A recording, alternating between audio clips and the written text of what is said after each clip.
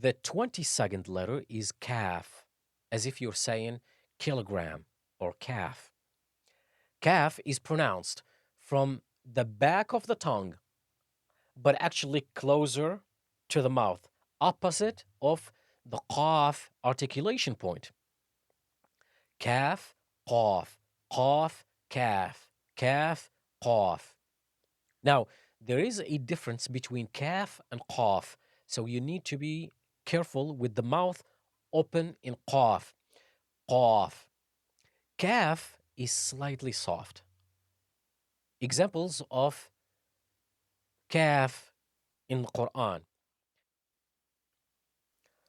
أعوذ بالله من الشيطان الرجيم. ذلك الكتاب لا ريب فيه هدى للمتقين. ذلك الكتاب لا ريب فيه هدى للمتقين.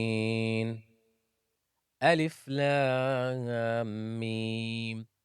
ذلك الكتاب لا ريب فيه. Referring to the Quran itself.